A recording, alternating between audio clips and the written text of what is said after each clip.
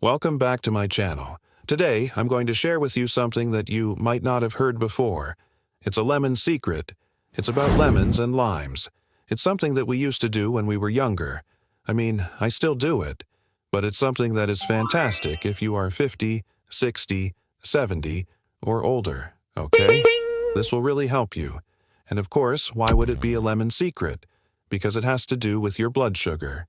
You see, our body breaks down food into glucose, right? And so everything that you eat turns into glucose, even protein and fats.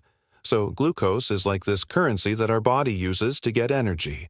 Well, what happens when you have too much glucose? Diabetes, obesity, heart disease, cancer. Not good. What happens when you don't have enough glucose? You become weak, tired, irritable, also not good. Now, there's this very important thing that we need to understand about glucose. Glucose needs to stay within a certain range. Too high or too low, not good. That's why it's so important that we understand what foods can raise our blood sugar and what foods can lower our blood sugar. Now, I'm not going to talk about the foods that raise your blood sugar today because I think you already know about those. They're called carbs, right? The more carbs you eat, the higher your blood sugar goes. There are some carbs that are better than others, but that's a whole another topic. Today, I want to focus on what foods can actually help bring your blood sugar down. Now, here's where the lemon secret comes in. You see, when we squeeze lemon juice on our food, it does something interesting to the starch molecules. It breaks them down so that they're easier to digest. So you can imagine eating a piece of bread with a little bit of lemon juice versus eating a piece of bread without any lemon juice. Which one do you think is going to raise your blood sugar higher? Of course, the one without the lemon juice. Now, here's where it gets really interesting.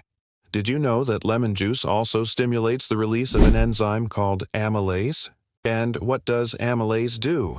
It helps break down starches into sugars, which then allows other enzymes to come in and help break down those sugars into even smaller molecules, which are much easier for our body to absorb and use for energy.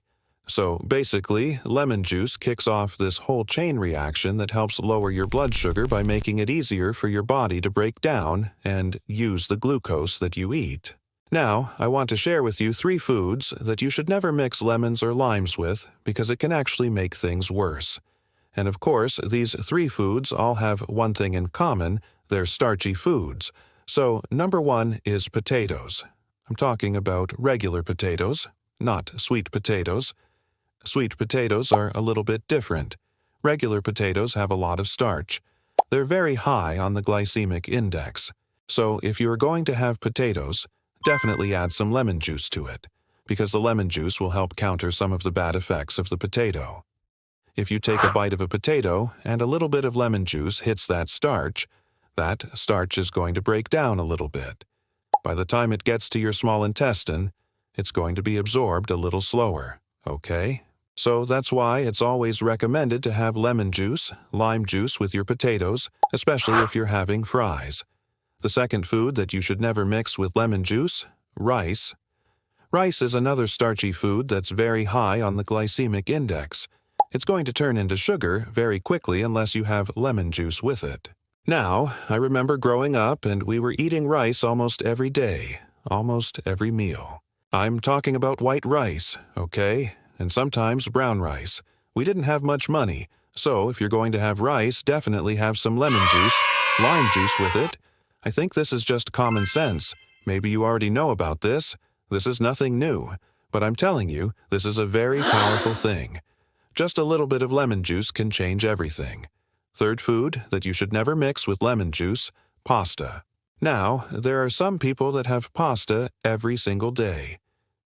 Growing up, I had pasta at least twice a week. And it wasn't even like a whole plate of pasta. It was like half a plate of pasta and half a plate of rice. That was my diet growing up. Not the best diet, but it's all that we had.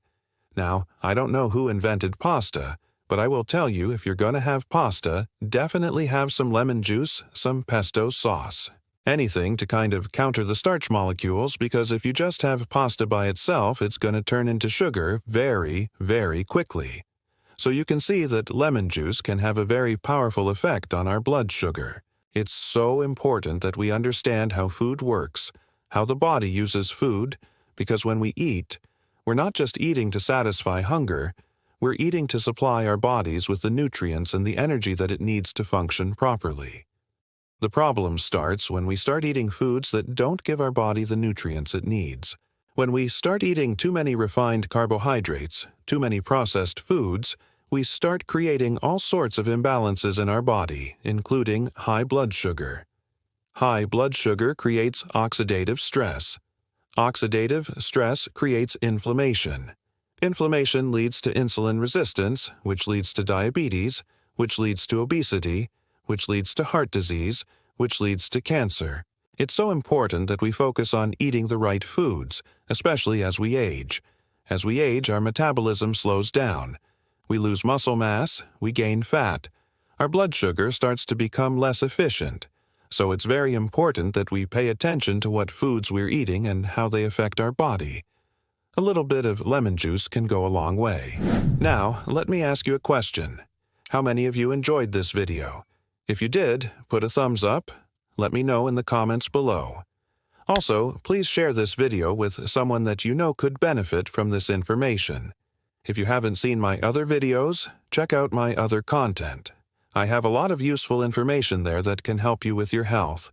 So if you're enjoying my content, which I hope you are, and you're applying this knowledge to your health and you have a success, I would really appreciate you sharing your success story. So click the link down below where you can upload your success story so you can help inspire others. Hey, before you go, if you're benefiting from any of my content, I would love to hear about your success story. Please share it in the link down below.